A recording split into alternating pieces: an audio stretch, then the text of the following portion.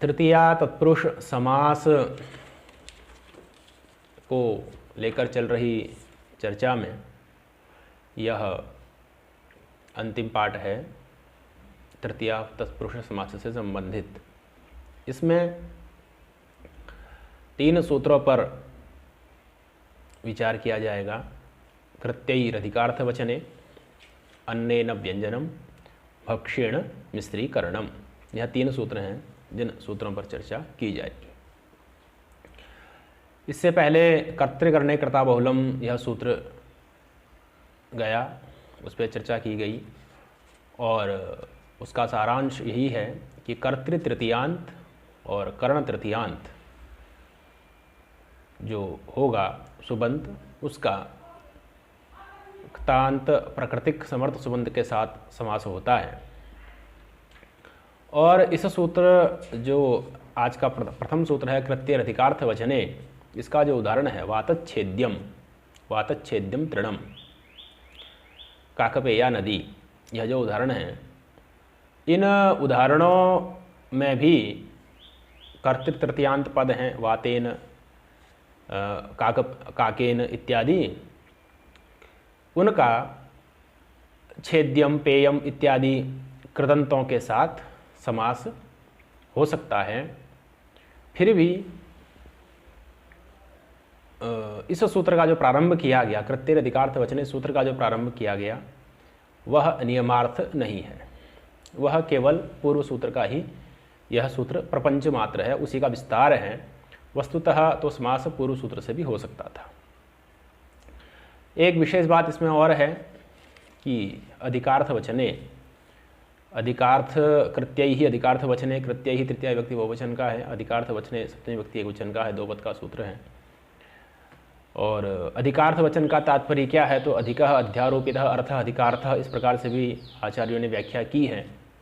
और आचार्य भट्टोजी दीक्षित जी ने भी स्वयं उसका अर्थ लिखा, स्तुति निंदा फलकम अधिकार्थ वचन, स्तुति निंदा फलकम, बोलिए तो, अर्थवाद वचनम अधिकार्थ वचनम, स्तुति निंदा फलकम अर्थवाद वचनम अधिकार्थ वचनम। अर्थात ऐसा वचन जो स्तुति के रूप में कहा जाए या फिर निंदा के रूप में कहा जाए, उस वचन को कह देते हैं अधिकार्थ वचन। तो जहाँ पर समस्त पद से स्तुति की प्रतीति हो या फिर निंदा की प्रतीति हो, ऐसी स्थिति हो, और ऐसी स्थिति में जो कृत्य प्रत्यांत शब्द होंगे उनके साथ जो तृतीयांत होगा समर्थ सुबंत, कृत्य प्राकृतिक समर्थ सुबंत के साथ तृतीयांत सुबंत का समास हो जाएगा। यह सूत्र का सामान्य अर्थ हो गया। उदाहरण के लिए देखा जा सकता है वातच्छेद्यम तृणम, यह उदाहरण है। वातच्छेद्यम में वातेन छेद्यम, यह लौकिक विग्रह करना है, वातटा छेद्यसु, यह अलौकिक विग्रह करना है, और इस सूत्र से समास होकर के वातच्छेद्यम, छे च से तुक हो जाएगा, उसको स्तोष चुनाश्चु इत्यादि से चुत्तु इत्यादि होकर के वातच्छेद्यम, तौ का चौ इत्यादि होकर के वातच्छेद्यम यह रूप बनता है। छेद्यम यह जो है, यह जो पद है, यह कृत्य प्रत्यांत है, छित धातु से रि हलोर ण्यत सूत्र के द्वारा ण्यत प्रत्यय हो गया। अब कृदंत प्रकरण में अनेक प्रत्यय हैं जिनको कृत प्रत्यय कहते हैं, लेकिन उसी में से 7 प्रत्यय ऐसे हैं, तब्यत, तब्य, अनियर, यत, ण्यत, क्यप, यह जो प्रत्यय हैं इसमें केलिमर भी है, यह कृत्य प्रत्यय कहलाते हैं। कृत्याह के अधिकार में आने के कारण से कृदंत का ही एक हिस्सा है कृत्य प्रत्यय का, और यह जो कृत्य प्रत्यय होते हैं यह भाव या कर्म अर्थ में होते हैं। तयोरेव कृत्यक्त खलर्थाः, इस नियम से। तो जो कृत्य प्रत्यय होंगे, ये 7-8 कृत्य प्रत्यय हैं, यह या तो भाव अर्थ में होंगे या कर्म अर्थ में होंगे। और जो इससे इतर कृत प्रत्यय हैं, अणुल त्रिचौ सूत्र से होने वाले से प्रारंभ होकर के अणुल त्रिच इत्यादि जो कृत प्रत्यय हैं वह कर्तार्थ में होते हैं, लेकिन कर्तार्थ में ही होते हैं ऐसी बात नहीं है, कर्ता से भिन्न अर्थों में भी हो जाते हैं।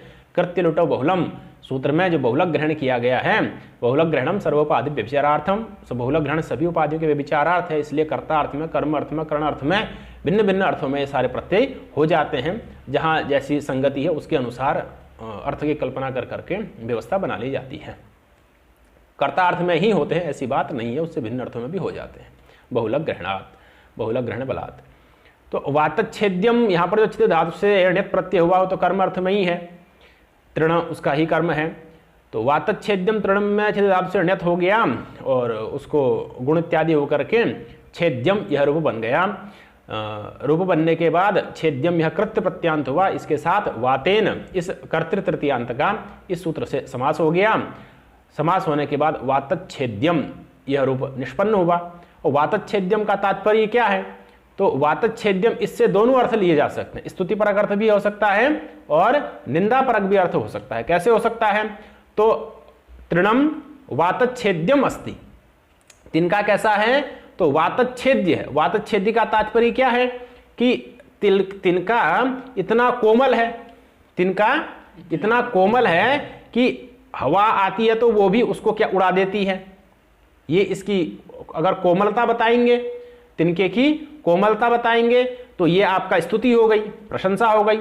और दूसरा अर्थ भी हो सकता है कि तिनके में बिल्कुल इतना हल्का तिनका है कि थोड़ी हवा आकर के उसको उड़ा के ले जाती है ना। तो तिनके का जो असामर्थ्य है एक प्रकार से वो गम्यमान हो रहा है, तो यहाँ पर आपकी निंदा भी हो गई।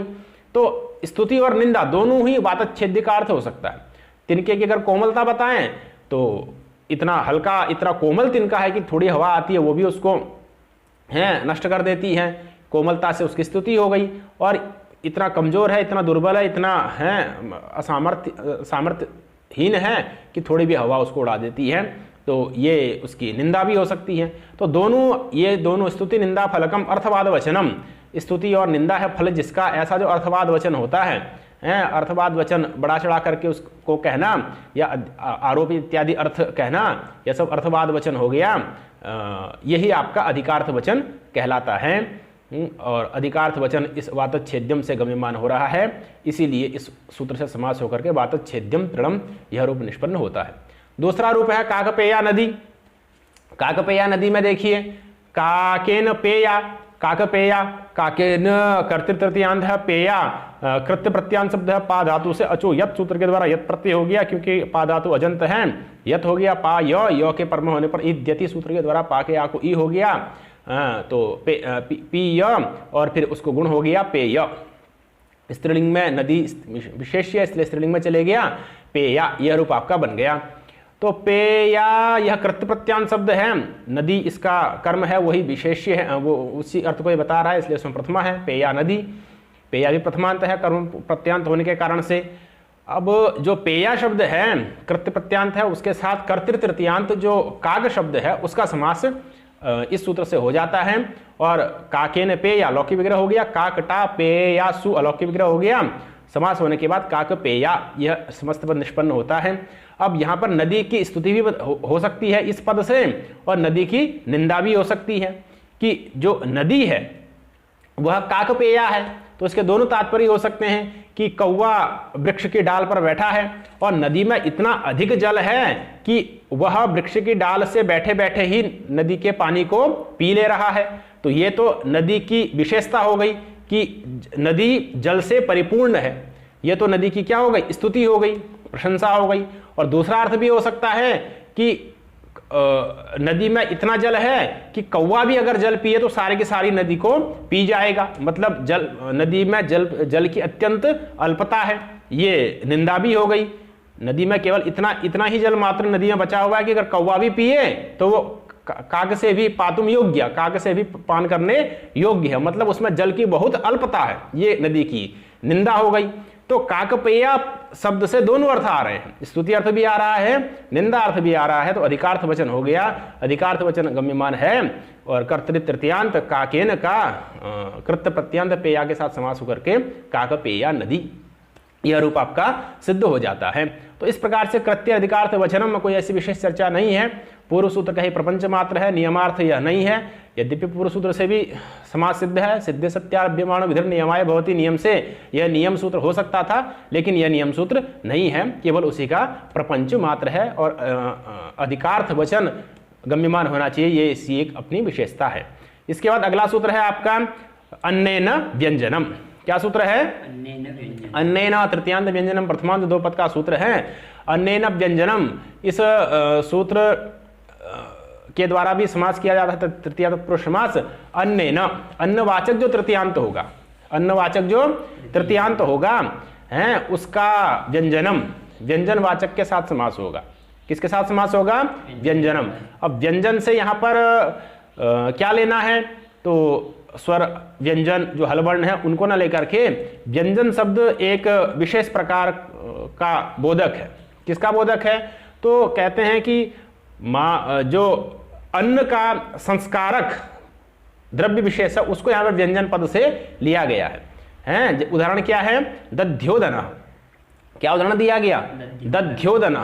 अगर किसी व्यक्ति को केवल ओदन दिया जाए तो उसको खाने में अरुचि होगी, लेकिन साथ में दही भी दे दें तो दही से सना हुआ जो भात होगा उसको खाने में उसको रुचिकर होगा।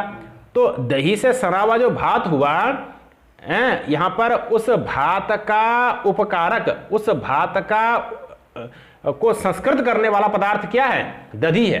तो व्यंजन शब्द से यही पदार्थ लिया गया है ना। संस्क्रियते गुण विशेषवत्तया क्रियते अनेन इति संस्कारः है। उपसेकादि साधनम, उपसेक का, संस्कार करने का, अन्न को सुस्वादु बनाने का जो एक साधन है उसको क्या कहा गया है? व्यंजन कहा गया है। जैसे दही इत्यादि, और तदवाचक जो पद है दधी इत्यादि उनके साथ जो अन्नवाचक शब्द होगा उसका समास हो जाएगा है। तो क्या उदाहरण दिया? दध्योदन। क्या उदाहरण दिया? दध्योदन। तो दध्योदन का मतलब क्या है? दधना उपसिक्तः ओदन। दध्योदन का मतलब क्या है? दधना उपसिक्तः ओदन। दधि से उपसिक्त, दधि से संस्कृत, दही से सना हुआ ओदन, यह दध्योदन का मतलब है। तो इसमें जो व्यंजन है कौन है? दधी है। उसका अन्नवाचक शब्द कौन है? ओदन है। तो उसके साथ समास हो रहा है। तो दधी टा ओदन सु, इस अलौकिक विग्रह में समास होगा। क्या बन जाएगा? दध्योदनः, ये रूप आपका सिद्ध हो जाएगा। अब इसमें एक प्रश्न ये हुआ कि देखिए समास पदविधि है और समर्थ पदों में ही होती है। जो पद परस्पर सापेक्ष हैं उन्हीं में आपका समास होगा, जो पद निरपेक्ष हैं उनमें समास नहीं होगा। ये चर्चा पहले ही की जा चुकी है, पहले ही पाठ में व्यवहार समास प्रकरण का जो पहला पाठ था, दूसरा पाठ समर्थ पदविधि में सारी चर्चा आ चुकी है। तो अब इधर देखिए, इधर दधी है, इधर ओदन है, लेकिन दधी का संबंध सीधे ओदन के साथ नहीं है। दधी का संबंध उपसेकक क्रिया के साथ है। उस उपसेकक क्रिया का संबंध फिर ओदन के साथ है।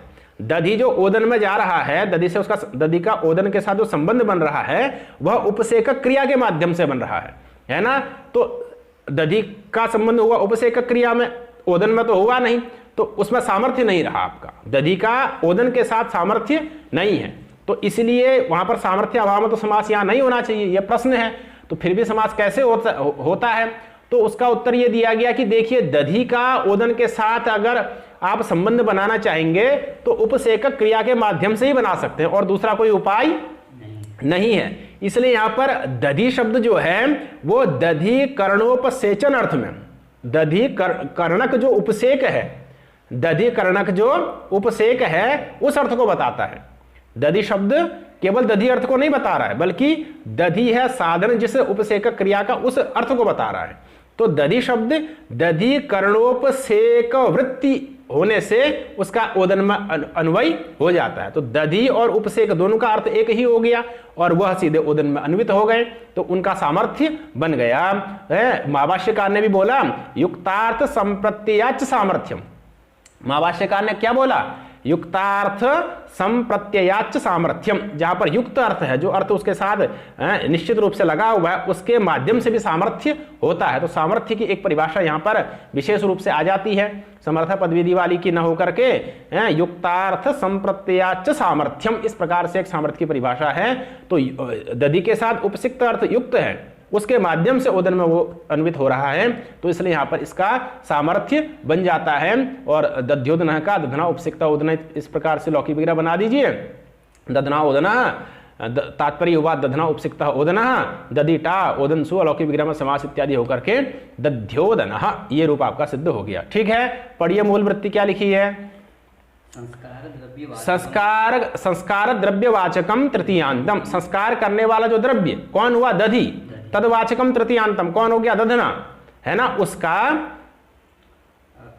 अन्येन प्रागवत, अन्नवाचक शब्द कौन हुआ? ओदन। तत्प्रकृतिक सुबंत कौन हुआ? ओदन सु, उसके साथ प्रागवत पहले की तरह समास हो जाता है। ठीक है, चलिए। ददना ओदनो दध्योदन उदाहरण हो गया। चलिए। यह अंतर्भूतोपसेक क्रिया द्वारा सामर्थ्यम, कि दधि का सीधे ओदन के साथ अन्वय नहीं हो सकता। कैसे होगा? अंतर्भूत उपसेक क्रिया द्वारा सामर्थ्यम, जो दधि के अंदर उपसेक क्रिया है, दधि का अन्वय किसमें हुआ? उपसेक क्रिया में, तो उपसेक क्रिया अंतर्भूत हो गई। दधि उपसेक क्रिया फिर ओदन, ये बीच में उपसेक क्रिया आ गई, तो अंतर्भूत दधि और ओदन के बीच में जो अंतर्भूत उपसेक क्रिया है, उस उपसेक क्रिया के माध्यम से दधि का किस में अन्वय हो जा रहा है? ओदन में अन्वय हो जा रहा है, इसलिए सामर्थ्य हो जा रहा है। युक्तार्थ संप्रत्याच सामर्थ्यम, महाभाष्यकार के इस वचन का ये वचन भी इसमें प्रमाण है। युक्त जो अर्थ होता है उसके साथ भी सामर्थ्य हो जाता है ना। तो क्या बन गया आपका? दध्योदन, दधना उपसिक्त ओदन, इसका तात्पर्य हो गया। ठीक है, चलिए। भक्षेण मिश्रीकरणम, यह सूत्र आ गया। भक्षेण मिश्रीकरणम, इस सूत्र में भी दो ही पद हैं, भक्षेण तृतीयांत है, मिश्रीकरणम प्रथमांत है, दो पद का सूत्र है। इसकी भी प्रक्रिया आपकी पूर्व सूत्र की तरह ही है। भक्षेण, भक्ष्यवाचक जो शब्द है, भक्ष्यवाचक जो शब्द है उसका मिश्रीकरणम, मिलाने का साधन, जो मिलाने के साधन वाचक जो शब्द होंगे, है ना, उनके साथ समास हो जाएगा, है ना। अब भक्ष्य किसको कहते हैं, ये भी प्रश्न है। भक्ष्य किसको कहते हैं? तो उसका उत्तर दिया, जो आपका खर है, विशद है, विविक्ता, वयव इत्यादि जो पदार्थ होते हैं, खर, विशद, कठिन, विविक्ता, अवयव, जिनके अवयव अलग अलग हो सकते हैं, ऐसे जो पदार्थ होते हैं उनको भक्ष्य कहा जाता है। किनको भक्ष्य कहा जाता है? विशद, विविक्ता, अवयव उन वाले पदार्थ, उनको क्या बोला जाता है? भक्ष्य कहा जाता है। जैसे कि आपका क्या है, गुड़ धाना उदाहरण है ना इसका। धान क्या है? धान के विविक्त अवयव जो हो सकते हैं, विविक्त हो सकते हैं, अलग अलग हो सकते हैं कि नहीं हो सकते हैं। धान जो है उसको अगर आप कुकर में डाल के गलाएंगे तो उसके अवयव क्या हो जाएंगे? अलग अलग हो जाएंगे ना, शिथिलता आ जाएगी ना। तो ऐसा जो पदार्थ होता है इसको क्या बोलते हैं? भक्ष्य बोलते हैं, है ना। तो ऐसा जो भक्ष्यवाचक शब्द होगा, धान इत्यादि, उसके साथ इसका समास हो जाएगा। मिश्रीकरण, मिश्रीकरणम एक पद आया। मिश्रीकरण का मतलब क्या है? तो जो दूसरा पद होगा, एक तो भक्ष्य हो गया आपका धान इत्यादि, दूसरा जो मिश्रण क्रिया वाला पद होगा, कौन पद होगा? मिश्री क्रियते खाद्यम द्रव्यम अनेनिति मिश्रीकरणम, है ना। मिश्री क्रियते खाद्यम द्रव्यम अनेनिति मिश्रीकरणम गुड़ादि। मिश्री क्रियते खाद्यम द्रव्यम, खाद्य द्रव्य को जिसके द्वारा क्या किया जाए? मिलाया जाए। ऐसा जो गुड़ इत्यादि पदार्थ होते हैं ना, उनको क्या बोलते हैं? मिश्रीकरण। मिश्रीकरण का मतलब यहां पर गुड़ादि पदार्थ हैं। जैसे गुड़ होता है ना, पूर्व सूत्र व्यंजन का मतलब दधि है, इस सूत्र में मिश्रीकरण का मतलब क्या है? गुड़ इत्यादि पदार्थ। गुड़ इत्यादि पदार्थ को आप धान में अगर मिला देंगे, धान वैसे तो खाने में उसका स्वाद उतना अच्छा नहीं होता, लेकिन उसमें क्या कर देंगे? गुड़ इत्यादि को मिला देंगे, गुड़ से उसको सान देंगे तो वो स्वादिष्ट हो जाएगा ना। तो वही है आपका भक्ष्यवाचक शब्द कौन हो गया? धान, और मिश्रीकरण कौन हो गया? गुड़ आदि, है ना। तो मिश्रीकरण से किसको लेना है? मिश्रण क्रिया का जो साधन है, जिससे आप सानेंगे, सानने का जो साधन है कौन होगा? वो गुड़ इत्यादि हो जाएगा। तो मिश्रीकरण हो गया आपका गुड़ इत्यादि का वाचक, ठीक है ना। तो उसके साथ गुड़ इत्यादि का वाचक जो गुड़ इत्यादि शब्द होगा, तदवाचक उसके साथ वो तृतीयांत होगा, उसके साथ जो भक्ष्यवाचक शब्द होगा उसका समास हो जाएगा। जैसे गुड़ धाना, इसका मतलब क्या? गुड़ मिश्रा धाना इत्यर्थः। गुड़ धाना का मतलब क्या है? गुड़ मिश्रा धाना, गुड़ से मिले हुए धान, ये इसका तात्पर्य गुड़ धाना का, है ना। तो गुड़ेन धाना, ये लौकिक विग्रह बनेगा। गुड़टा धानसु या धान जस, यह लौकिक विग्रह बन जाएगा, समास हो जाएगा। इस सूत्र से भक्षण मिश्रीकरणम से क्या बन जाएगा? गुड़ धाना, ये प्रयोग आपका बनता है। अब यहां भी वही प्रश्न आया कि देखिए, इधर गुड़ है, इधर धान है। अब गुड़ सीधे धान में अन्वित नहीं हो रहा है, बल्कि बीच में गुड़ एक मिश्रण के माध्यम से, मिश्रण क्रिया के माध्यम से धान में अन्वित हो रहा है। तो गुड़ अन्वित होगा पहले मिश्रण क्रिया में, फिर मिश्रण क्रिया के माध्यम से अन्वित होगा किसमें? धान में। तो साक्षात तो अन्वय उसका उसमें नहीं है ना, तो सामर्थ्य नहीं आएगा। तो कह रहे कि मिश्रण क्रिया द्वारा सामर्थ्यम, यहां पर जो सामर्थ्य आ रहा है गुड़ का मिश्रण के धान के साथ, वो मिश्रण क्रिया के द्वारा आ रहा है ना। तो गुड़ शब्द किसमें, किस अर्थ को बताएगा? जो मिश्रण करणक वृत्ति हो जाएगा आपका, मिश्रण करणक जो साधन है ना, गुण तद्वृत्ति आपका कौन हो जाएगा, गुण शब्द हो जाएगा, और फिर वो किस में चले जाएगा, धान में चले जाएगा, तो दोनों का सामर्थ्य बन जाएगा। सामर्थ्य बनने से आपका क्या रूप सिद्ध हो जाएगा, गुणधाना, ये रूप सिद्ध हो गया। तो भक्षेण मिश्रीकरणम, इस सूत्र का विवेचन हुआ, क्या वृत्ति पड़ी है तो मूल, हाँ, गुणेर धाना मिश्रण क्रिया द्वारा सामर्थ्यम। एक बात इसमें तत्वबोधनीकार ने और लिखी है कि आपका भक्ष्य किसको कहेंगे, जो खर है, विशद है, कठिन है, जिसके अवयव अलग अलग हो सकते हैं, ऐसा जो पदार्थ होता है उसको भक्ष्य कहते हैं। फिर प्रश्न हुआ कि एक जगह प्रयोग, कई जगह प्रयोग आता है अपभक्ष्य। क्या प्रयोग आता है, अपभक्ष्य। अब का मतलब होता है आपका जल है, उसको भक्ष्य, उसको खाने वाला। तो अब भक्ष्य प्रयोग कैसे बनेगा, क्योंकि अब तो आपका भक्ष्य पदार्थ नहीं बनेगा ना, खर, विषद, कठिन, विविक्ता अवयव वाला भी भक्ष्य बनता है। तो अब भक्ष्य प्रयोग कैसे बनेगा, अब को तो आप नहीं खा सकते ना, अब भक्ष्यो वायु भक्ष्य इत्यादि प्रयोग आते हैं। तो कह रहे हैं वो लाक्षणिक प्रयोग है। वो कैसे प्रयोग है, लाक्षणिक प्रयोग है, वहां सीधे सीधे अर्थ नहीं बनेगा, लेकिन लक्षणा से हम अर्थ मान लेते हैं, ठीक है ना। तात्पर्यानुपत्ति जब हो जाती है तब लक्षणा मान करके काम चला लिया जाता है। तो इस प्रकार से आपका ये इन 3 सूत्रों का विवेचन हुआ, कृत्य अधिकार्थ वचने अन्येन व्यंजनम भक्षण मिश्रीकरणम। इस विवेचन के साथ तृतीय तत्पुरुष समास की परिसमाप्ति होती है, और अब चतुर्थी तत्पुरुष समास प्रारंभ होगा, जिसका चतुर्थी तत्पुरुष समास करने वाला एक ही सूत्र है, चतुर्थी तदर्थार्थ बल हित सुरक्षित ही, उसी का नियमन करने वाला एक वार्तिक है। जब अर्थ शब्द के साथ समास करेंगे तो अर्थेन नित्य समासो विशेष्य लिंगता चेति वक्तव्यम, यह वार्तिक आएगा, और उसके बाद चतुर्थी तत्पुरुष समास की प्रक्रिया पूरी होगी। तो उस चतुर्थी समास से संबंधित चर्चा अगले पाठ में की जाएगी।